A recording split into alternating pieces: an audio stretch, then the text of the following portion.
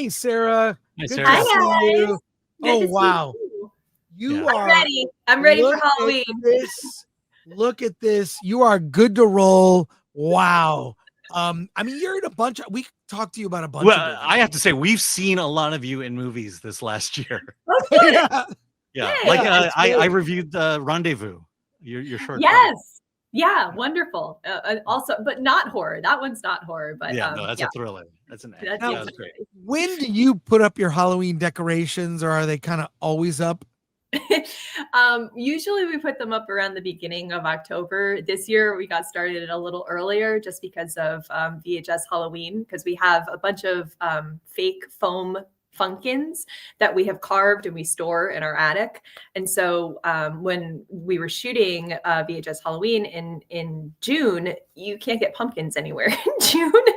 So people, we donated some of our pumpkins to be used for that shoot, as well as Micheline Pitt Norman, who was one of the directors. She had some of hers owned as well. And then we also did a photo shoot with the pumpkins. And so I'm like, I don't want to crawl back up in the attic and put them away. They're just going to stay out. So this year they've been out since June. I usually start in September, but I got a late start this week. Put up Halloween decorations. You got to get them out. Now, how is it that I mean, I don't want to say you're typecast, but you do show up. Is it just, if you're an actress that appears in horror films, you're kind of open to being splattered with blood, or open to things that, and I think acting in genre films, sci-fi, fantasy, horror is always underrated. I agree. Always. But then, so talk about being an actress in, I mean, I put Garden of Eden, but you're in all these. I want to show some trailers for movies you appear in. But wow.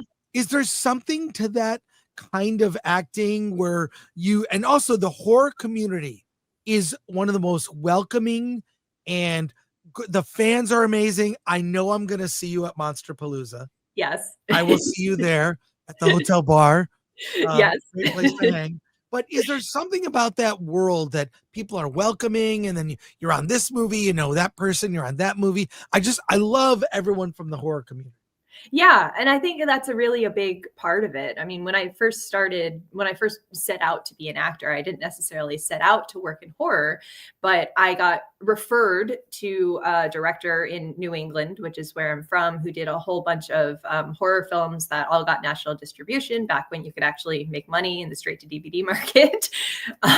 And from that, people in horror started to recognize me. And because horror is so welcoming, because there is such a wonderful community around it, and we really do all support each other and consume each other's content. So other people were watching those films and started to recognize me, started to know who I was. And so then I would get people reaching out to me asking for me to be in their next movie. And it just kind of snowballed from there. And it's the same thing here in the Los Angeles horror community. I think even more so because it's huge and there's so many events where we all see each other, like Monsterpalooza, and there's no like general invite that goes out, but everyone always shows up to all of these things just because we are really, really interested in it and really love it and are fans of the genre. But I think also there's more to it in the sense that you're cool with certain things. You're cool with gore, horror effects. There's a certain patience and style, and you've got to be able to hang. I have one of the trailers.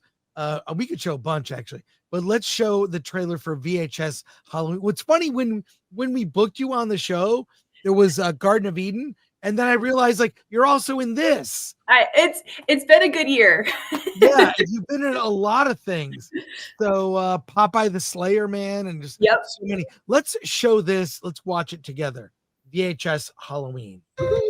This Halloween, Shudder invites you to experience the 6 spookiest, ookiest stories that will make you laugh until you scream. It's a spooktacular anthology the whole family can enjoy.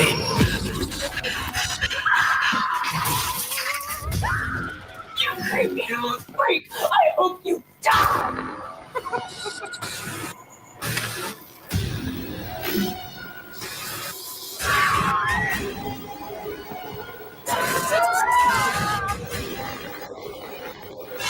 It's gonna be over.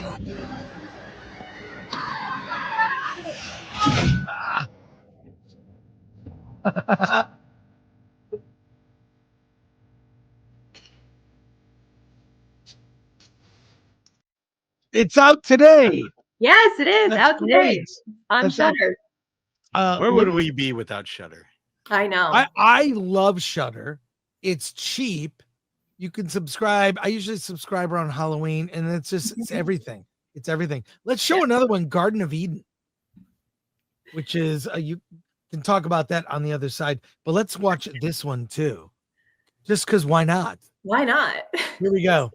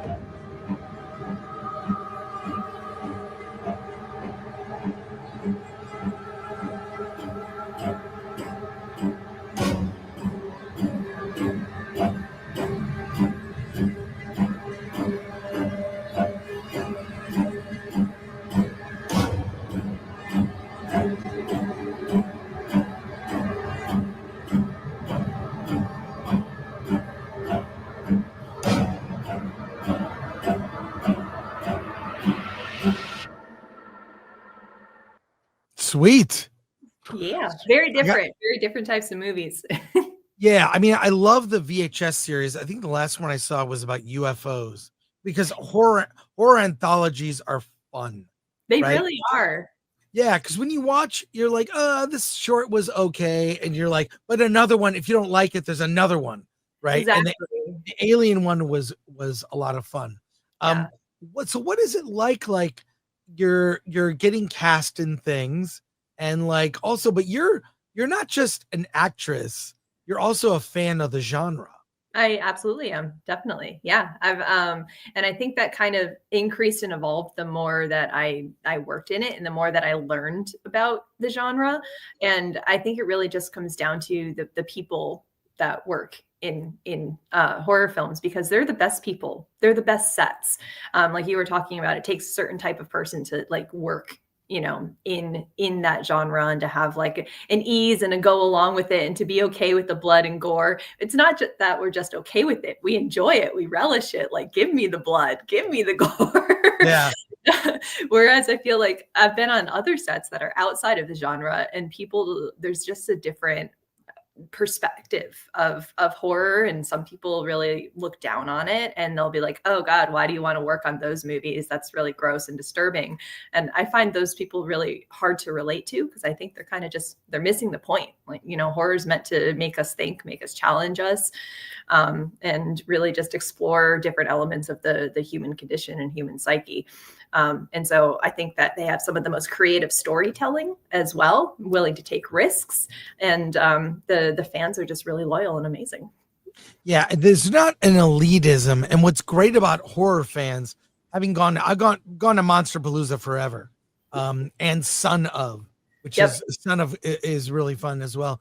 But there's a welcoming where like, oh wait, you don't know about the early films of John Carpenter? Well, let me tell you. People want to share their love and knowledge. There's not an elitism in like that might exist in other areas of film. But we've got over 1,500 people watching live. We have questions from our chat.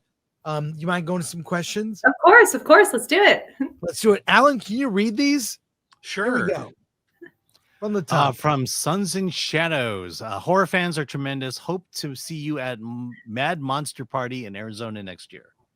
I would love to go to Mad Monster Party. So I have been doing more conventions this year. I've done I think 4 so far this year. So I am trying to get into more of those for next year. So yeah, I'll put that one on my list of have people reach out. All right. Stanley Shingleton says the title Garden of Eden made me think of Paradise Lost. Is the title a specific reference or more of a metaphor? It's a little bit of both. I would say it's more of a metaphor. So the original title of the movie was La Petite Morte, but they didn't think that that was going to be marketable enough within the American audience. So they changed it to Garden of Eden because there is some religious commentary and religious overtones in the film. So there's a family that is, they're devout Christians, and they believe that they are helping people by giving them opportunities to get revenge on those who have wronged them. And it's just showing a lot of the like hypocrisy within that religion. So that's why there's the more biblical reference now in the new title. All right. ADL is 24. Congrats, Sarah. You've had a very busy 2025, including new VHS film. What made working on Garden of Eden such a distinctive experience? On what other films of yours what other film of yours would you double feature with it? Ooh, oh man, double feature. That's a really good question. So Garden of Eden is a very bleak and dark horror movie. So I think you need to pair it with something fun. So I think I would put that with Popeye the Slayer Man that came out earlier this year, because you're going to get like the really heart-wrenching, I want to slit my wrist type of movie. And then you're going to have the really fun, like campy, over the top type of movie. So I think those two go together well. And then I think in terms of my experience on that set, because the subject matter is so heavy, I'm playing a mother who has a child that was killed by a drunk driver, and I have the opportunity to get revenge on him. And it's a very, very emotionally taxing role. And there's just so much that went into that in order to bring that to life. All right, ADL's 24. Based on what you shot, based on where you shot this film, what challenges or benefits did that provide you as an actor? So we shot Garden of Eden mostly on sound stages here in Los Angeles. So there's a lot of like pre-built sets that you can rent out. And I think that was really a benefit to me as an actor because it's a contained location. Some of them are places where I've worked on before with other movies, so I knew what I was getting into. And especially with something where I really needed to be able to take time to emotionally get into the headspace of that role. It was just nice to be in a comfortable space that I was already familiar with. All right. Sean Penn's performance was an absolute entertainment. Oh, come on. Chris, make Alan watch this film. I'll go to the quote that says, "Some kills are burned in my retina." I believe that was yeah, it's brutal. There's a lot of very good practical effects done by Vincent Gustini. I believe did all the effects on that one. And yeah, there's some really gnarly stuff in there. For our last question here from Solomon. Yes, from Solomon Thornton. Greetings, Miss Sarah. What is the best way for a director to direct an actor in horror? It's a great question. Yeah, that is a really great question. Some of the best directors that I've worked with, I feel like have some experience and actually have taken some acting classes so they can speak like actor talk.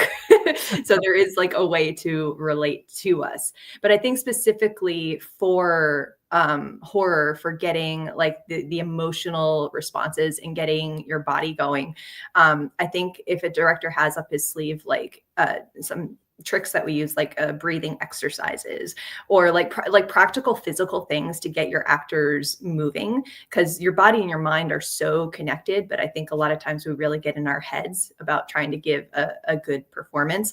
Whereas if you can just get your actor more in their body by having them do jumping jacks or, go run down the street and come back so that you get that central nervous system moving, you're going to have a lot more authentic terror body reactions as opposed to just thinking about what the horror is. And then where can people, You're in at least 3 movies that I know about this year. Any more you can tell us about or upcoming films? So there are some others that came out this year too. They didn't get Oh my God. I know they didn't get as much attention, but Pretty Boy was another one that was a sequel to a film called Blind. Lionsgate actually put that out. And then I was also in a film that came out earlier this year called The Long Shot that stars Kathleen Turner and Jackie Earle Haley, which is a really good like neo-noir thriller. So that's this year's been, I wish they were all like this. And where can people find you on social media to follow your adventures? I'm on Instagram, so that's the best place to find me. Yeah, come chat with me on Instagram. That would be awesome. Cool. Sarah, thank you so much for joining us. I'll see you at Monster Palooza. Yeah, I look forward to it. Burbank. We will be at the bar. That's kind of where everybody hangs. It is where everybody hangs. I'll buy you a drink. Those are not cheap either, so that's a nice. I know. Oh my God. Yeah, I usually sneak drinks in. Don't say anything. I know. I have a little side bag I bring in filled with drinks. Keep it on the down low. Thanks, Sarah. Congratulations. See you soon. Thank you so much. Appreciate you guys.